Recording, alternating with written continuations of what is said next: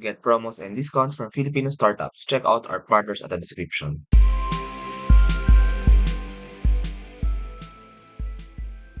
Welcome sa isa na namang in-person podcast ng Startup Podcast PH. Andito tayo ngayon sa office and co-working space ng Upscale Innovation Hub and i-interview natin ang startup sa kanilang latest cohort. So ang kasama natin ngayon is Real Estate and we have its co-founder and COO, Borge de Borja. Hello Borge, kamusta? Hi Johnny, good afternoon.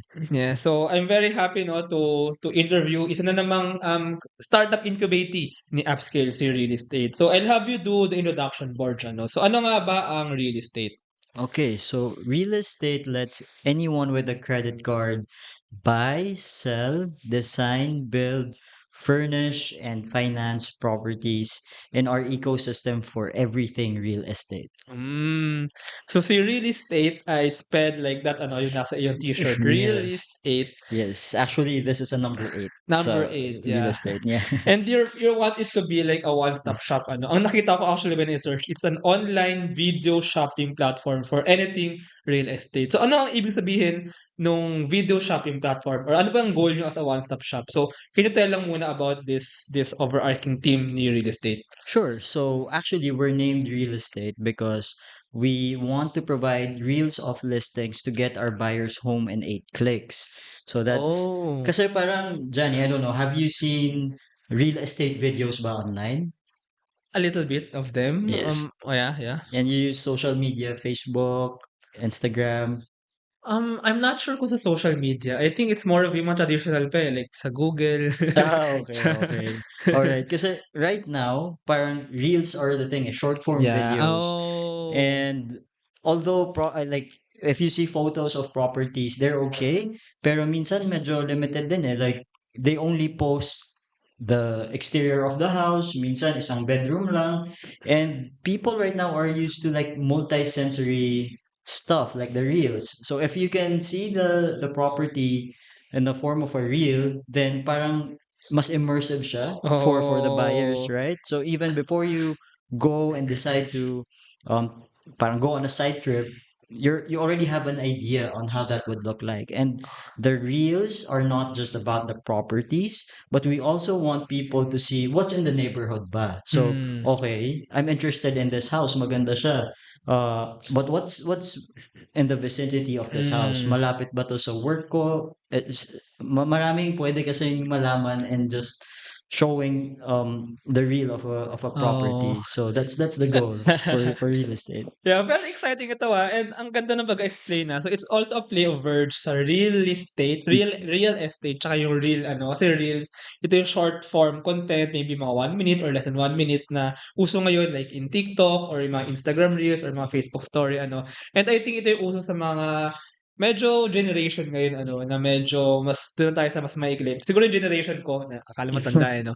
Mga medyo long form content pa yung nakasanayan, pero totoo, right now we're moving to a faster digital space na doon tayo sa mga short form content. So, I think yun din yung parang problem na inyong sinasolve sa startup. You're producing this content for real estate. So, let's go there sa problem na inyong sinasolve or kumbaga yung gap sa value chain or sa business chain as a startup. So, what really is the problem that you're really solving here as a startup? Okay, sige. So, Johnny, can you imagine you're ready to settle down in Metro Manila? Okay. Um, Actually, I want to. I am. yeah, okay. So, my example is you're ready to settle down in Metro Manila because your family business is in Metro Manila, for Okay. example. And all the listings you see online are always started by HMPM. Familiar ka ba sa HMPM? What is So HMPM? usually how much PM sent?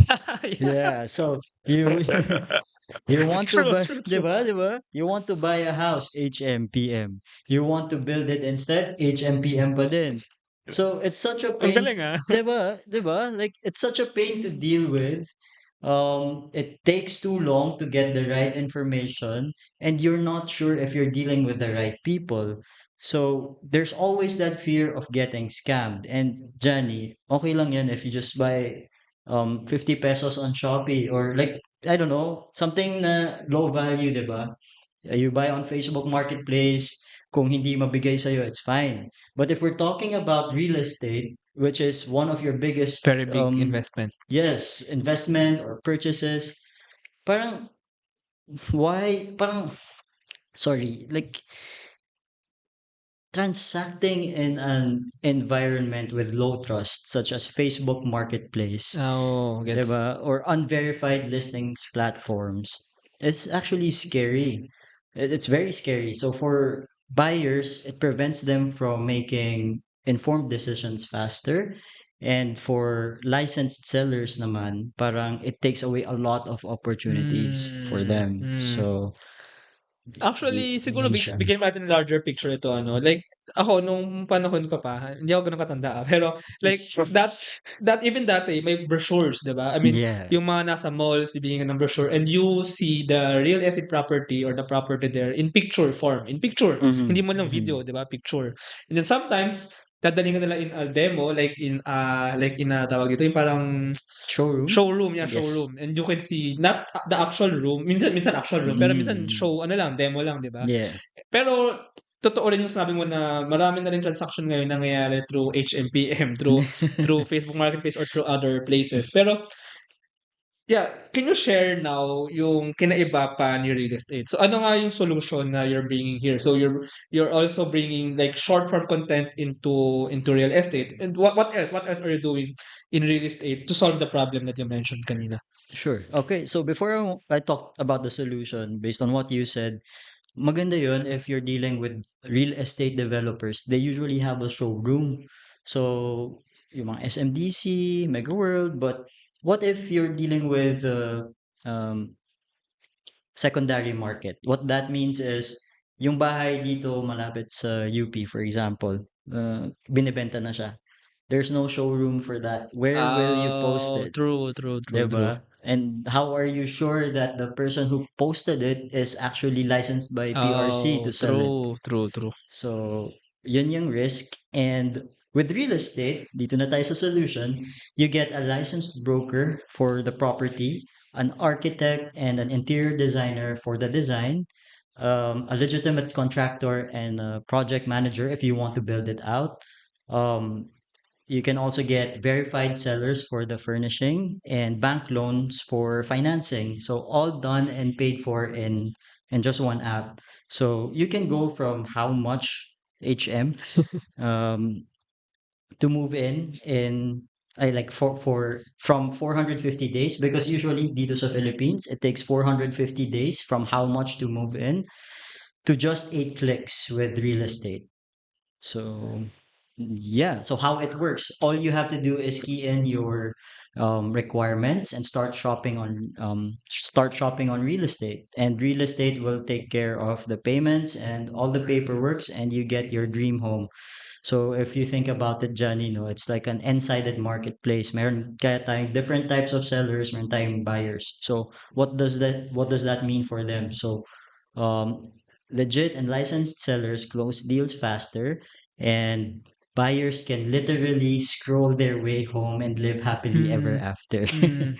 So, yeah, that's real estate. Yeah.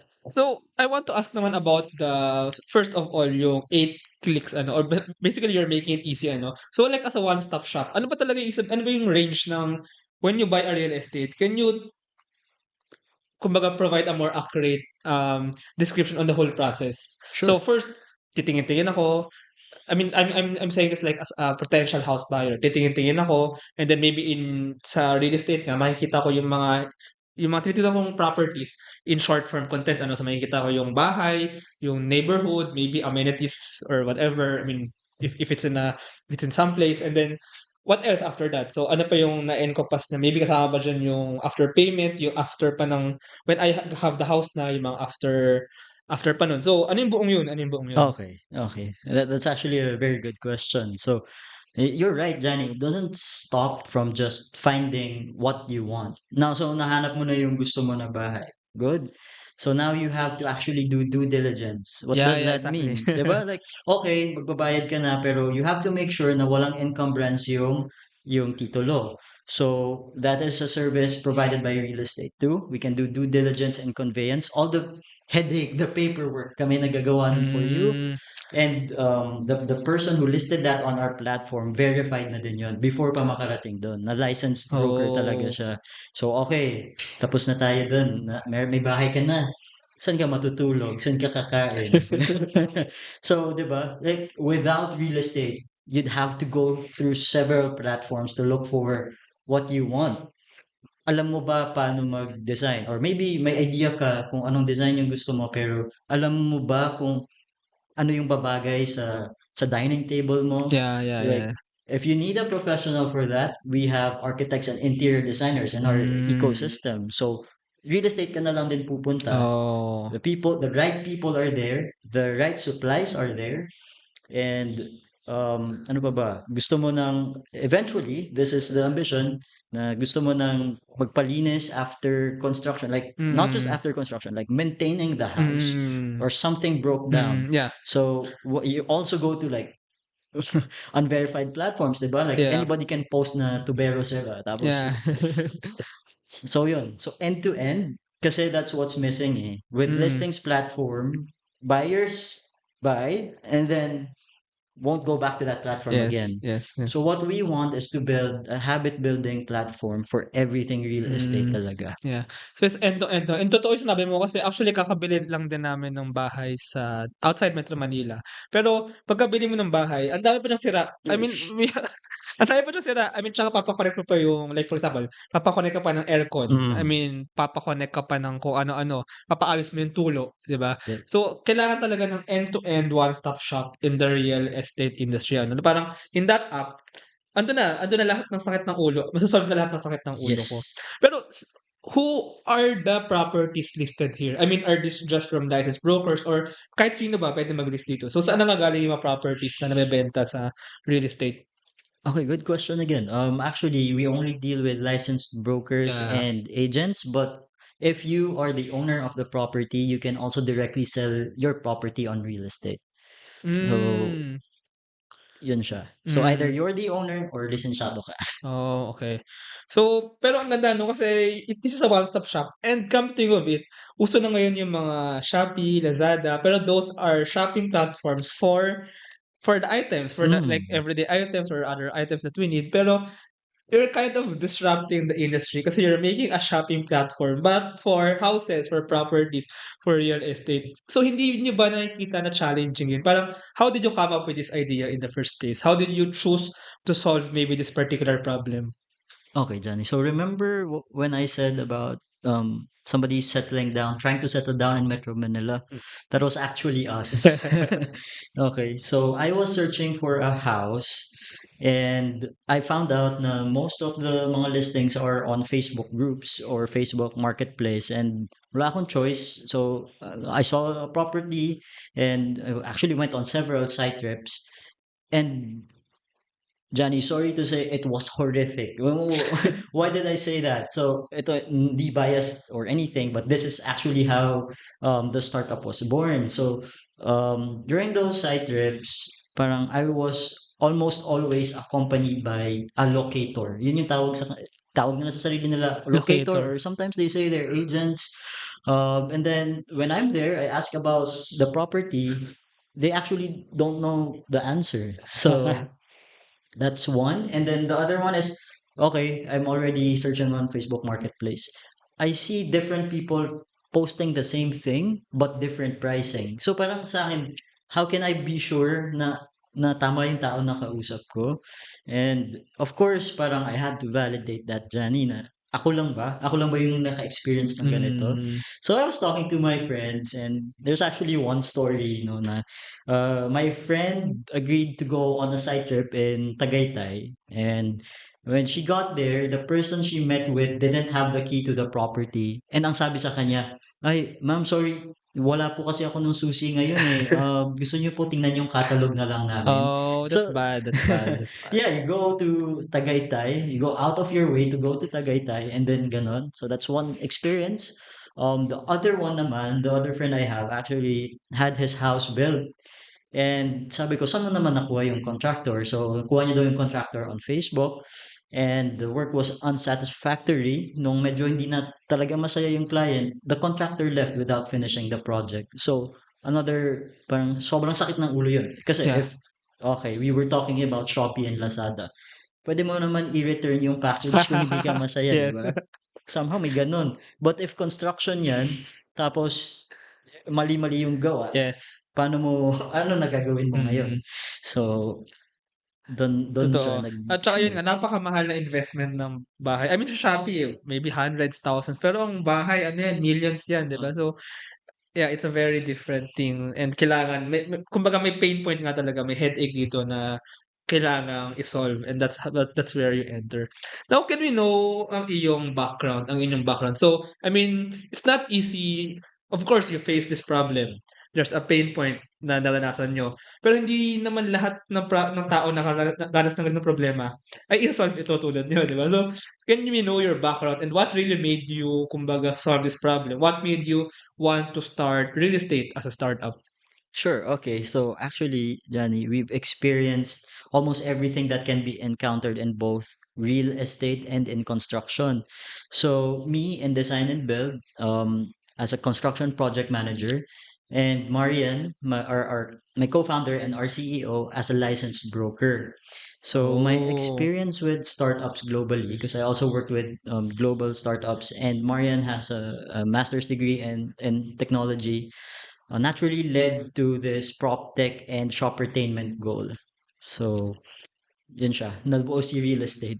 Oh, so meron na rin naman pala kayong sufficient background din ano to build this startup. Pero kamusta naman yung business side nito? So, when building a startup, of course, you have to build like real estate as a business. So, kamusta naman? Kamusta naman yung business side, yung business perspective? How are you creating the business model for this? Yeah. Okay, so I think to answer that, we did market research muna because we want to know how big is this problem. So after validating that, of course, parang with the interviews, we also ask how much time or how much value would it save you if we can do this, or that. So I think it's that. Na it can't be just what we think, or like it can't be just based on our experiences. So I think the key is really market research. Mm. Market research to validate if other people have the same pain point and are willing to, kumbaga, to spend resources also to have to afford the solution, no? To afford the same solution. Yeah, so you also kumusta naman ang si real estate as a startup? I mean, kamusta ang journey niyo as a startup? Right now, you're incubated nga dito sa Upscale. So, dito tayo ngayon sa office ng Upscale. So, may mga taong dumadaan-daan sa likod kasi this is a co-working space and Yeah. office, ano. So, andito rin yung mga ibang incubators ng Upscale na actually na-interview ko din kanina. Pero, yeah, can you tell the story of real estate as a startup, and especially being incubated in incubators like Upscale? So, how is real estate progressing on that aspect? Got it. Actually, how do I say it? It's been really great. The startup PH ecosystem is very, very supportive, and we are honored to be part of Upscale Innovation Hub, as well as Arise Plus Yay Boost Kubo Arise Kubo Plus, yeah. Accelerator. Yeah. Yes, and we also we recently got funded by DOST, and that all happened in 3 months or Wow, so. So wow. parang, 'di ba, with the support and the invaluable resources that they provided, we're able to get from 0 to 1. Oh. Yeah, speaking of that, ano, 0 to 1, 'yan ang pinaka-ano ng startups, eh. So, Yeah. how did you get your initial traction and how are you, kumbaga, how are you making solutions to market real estate more or to get more customers? So, how are you doing that? So kanina we already talked about market research, no? One of the goals of real estate kasi is to become beyond transactional. We don't want like one-off transactions. So when we did our market research, we already built a good relationship with the people we interviewed. So actually right now we have a very strong buyer network, and Marian as a broker is connected to a lot Oh. of other brokers in different Hmm. organizations. So I think the key there is to really build relationships with the people. Yeah. But ano 'no, I mean on the broker side, so meron kayong connection, network of brokers. Mhm. How about on the yun nga, yung mga gustong bumili ng bahay? I mean, for example, actually ako, Mm. I'm looking, so I might try real estate ano. So how are you going to these people? How are you getting these people na gustong bumili ng bahay or ng property? Yeah, so we have parang we qualify people like a bank as well. So what do I mean by that? Hindi naman na tipong Johnny, o pati nyo ng bank account, hindi naman ganun. But of course, parang we want to know what this is for first. Like, do you want to live on it? Is it for investment? Why? Ah, Because if Johnny, you tell me it's for investment, I will do my research and check. Like, okay, do you want to get a property in Quezon City? Is it for Airbnb? Titingin ko na kung magkano ba yung usual going rates there if you're gonna use it for business. If sasabihin mo sa akin na you want to live on it, then titingin na din ako kung ano ba yung mga kakailanganin mo for that house. So I think that's the kind of relationship na parang you can tell me your requirements and I'll do my best to source everything for you. hmm. Yeah, so one-stop shop partner talaga si real estate. Yes. So, can we ano lang ano, can we invite our listeners to check out the platform? So, if they're interested to use real estate, so can you share to them how can they use real estate? So, how do they go to the website or is there an app maybe?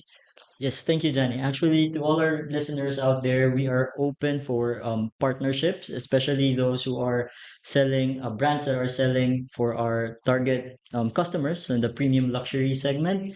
If you're a buyer and or if you're a seller, it's the same website, realestate.com. We're happy to help you with anything real estate related. Yeah. So, try out realestate.com and we'll also put those details below. Pero, ituloy pa natin ang conversation, ano. Sure. So, I'm also curious on because you face this problem and you wanted to solve it. I'm seeing you now actually as a builder, as a doer, like something you want to build something more, ano, you want. So, ano nga ba itong parang something more na nakikita niyo for the real estate? Kasi not all people, I mean, actually that's the goal of Start a Podcast, to inspire more people, more Filipinos to be entrepreneurs and innovators, ano. Pero what's the something more for you in the real estate? I mean, I'm seeing you not just building a startup. Parang you're trying to maybe do a change, do something more in the real estate industry. So what's that bigger picture? What's that bigger vision out there? Okay, so maybe I can start by telling you about our vision. So, did you know that buildings here in the Philippines have a lifespan of 50 years? Yeah, yung mga condominium usually ay Yeah, so the building lifespan is 50 years and it's renewable for another 50 years.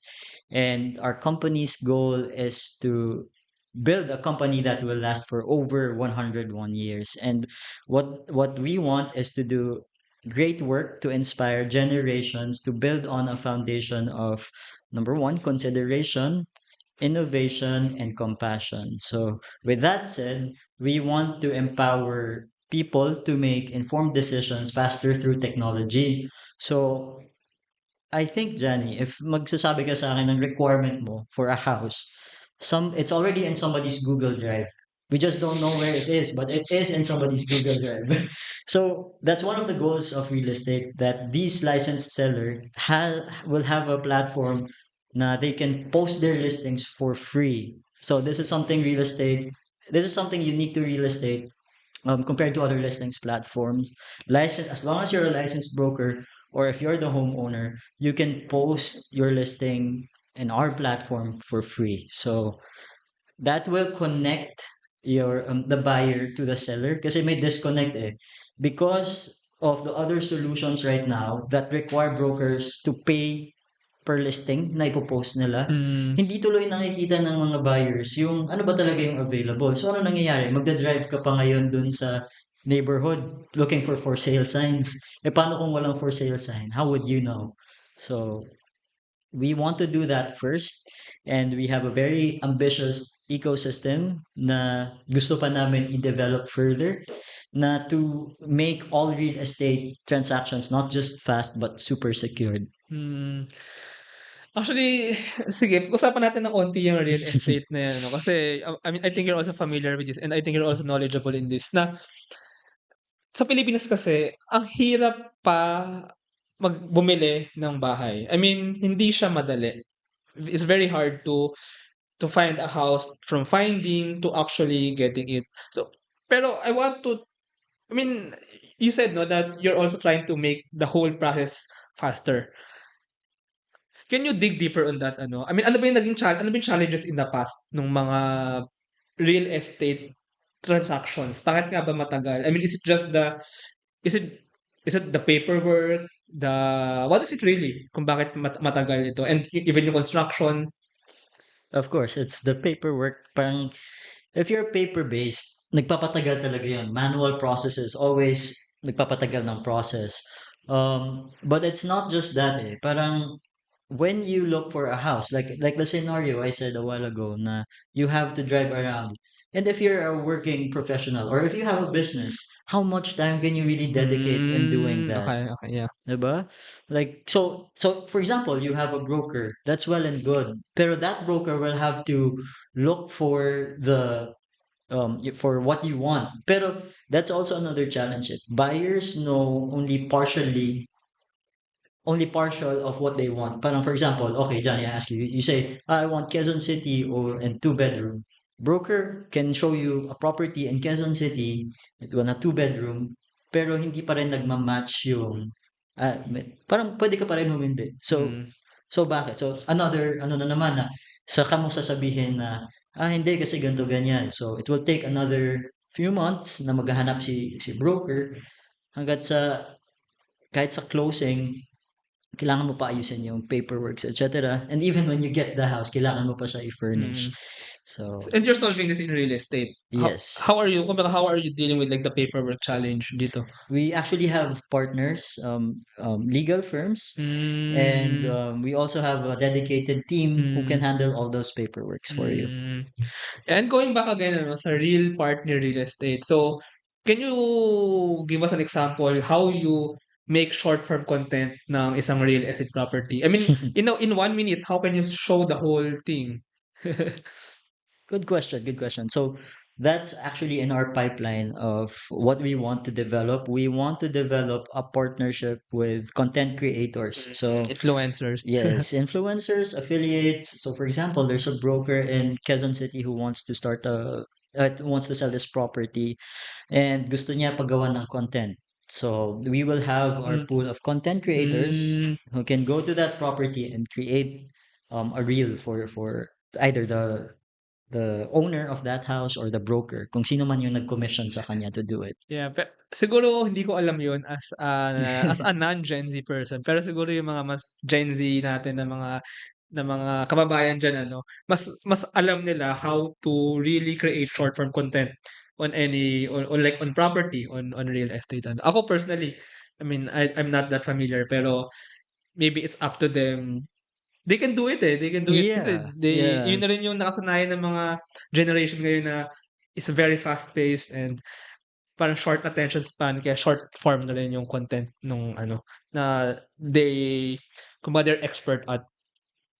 I think that's one of the good things din eh. Kasi you're trying to bridge different generations. So, average, parang broker age na average is mga siguro mga kaedad natin. Ah, And parang ako din eh, the first time na nakita ko how to make reels, parang medyo intimidating siya. I don't know, actually. maybe it's my age, pero Actu actually hindi. So as long as you give the technology and with the younger generation, I guess talagang expert sila doon. So why can't we yeah. connect both of them Mm, to give a better presentation to the buyers? yes. Because it doesn't matter if you're young or young at heart.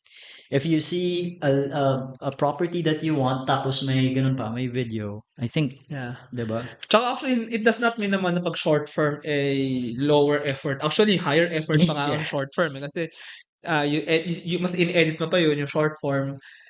And mas marami pa diyang design and kumbaga planning na nangyayari ano. So, and dun magaling ang ating mga younger generations. Another question pala, na-curious ako. How did you build the platform? How did you build the website? I mean, who did it? Did you do it? Did you? Oh, we actually have a very strong dev team. So we Ah, have a dev team na who takes care of all the tech stuff. okay. Yeah, so last question lang ano, Board. So what keeps you driven in this startup journey? What keeps you motivated to solve this problem in the real estate and to further build pa nga yung mga sinabi mong plans pa kanina ni real estate? Well, I think Johnny, it all started out with the deep-seated issues that we found in real estate and construction, and the burning desire to solve it. So parang nung nalaman na namin, okay, nag-interview kami. Tapos over 100 people na yung na-interview namin. Tapos paulit-ulit yung naririnig namin na ito yung problema namin. Hindi na ako makatulog sa gabi. I just can't not solve it. Parang we have a team, a very talented team, which is also part of my motivation, a big part, who can solve this. And we have people who need this solution. So working with our tiny but mighty team is talaga gives me a lot of energy and inspiration. Burning desire to solve it. I like that. And I like na hindi ka nakakatulog sa gabi Yeah. hanggang malutas ang problema ng real estate. But anyway, maraming salamat, Borge, for this conversation. Ano. So, if our listeners want to know more about real estate, so maybe you can lead them again to the website or to social media channels if they want to know more about you and your startup, Real Estate. Sure. So, hello again to all the listeners. If you want to support us, please support us. Please go to Realist8, REELIST, and then the number 8.com. And please also show your support by following us on social media, Facebook, Instagram, and Twitter. Yeah, I'll put those details below. Ano. So, maraming salamat, Borge, for this conversation. And thank you for sharing about real estate and about your burning passion, burning desire to solve this real estate problem. Totoo na ang dami pang problemang kailangang lutusin sa real estate industry or sa buong industriya ng properties, houses sa Pilipinas. So, yeah, thank you, Borge. Thank you, Jenny. Pleasure being here. Thank you very much to our 42 patrons. This episode is super powered by AskLex PH Academy, our official e-learning partner. Get certifications on Lean Six Sigma, project management, data science, and many more. 1 CFO, CFO services, bookkeeping and tax, and payroll processing for startups and small businesses. Tuala, the next evolution of digital trust, privacy-focused digital experience for sharing identity information across Web 2 and Web 3 ecosystems. And Space PH, global co-working space, private office, and meeting rooms for startups, digital nomads, and freelancers. UBI Philippines, advocating universal basic income for Filipinos. Ignite Careers, career matching platform for Filipino talents and hiring companies in the outsourcing industry. Mamiki Super Pet App, the Philippines' first ever one-stop mobile app for pet products and services. Divico Technologies, IT solutions specializing in software development, blockchain smart contracts, digital wallets, and cybersecurity. DBuzz, Web3 microblogging app promoting freedom of speech and content ownership. Benjoy's Food Products, the home of premium bacon ends, tapa, and tocino. Looking for buy and sell online with Sigurado sellers. NutriCoach, the all-in-one productivity tool for dietitians and nutritionists. Spotify Team, podcast launch, production, editing, and management company helping increase podcasters' efficiency. Smile, consent-driven digital employment verification service to make smarter decisions faster. Mata Technologies, Philippines' premier provider of virtual tours and virtual maps for LGU's real estate, tourism, and private businesses. ROC.ph, our creative marketing partner. Get unlimited digital marketing services monthly. This episode is powered by Contact RFID Business Cards, Sirius MD, Pocketworks, Founders Launchpad, Uplift Code Camp, Agile Data Solutions, Hustle PH, Board Prep, Zales, and Pareto Consulting. Please support the podcast through the links in the description.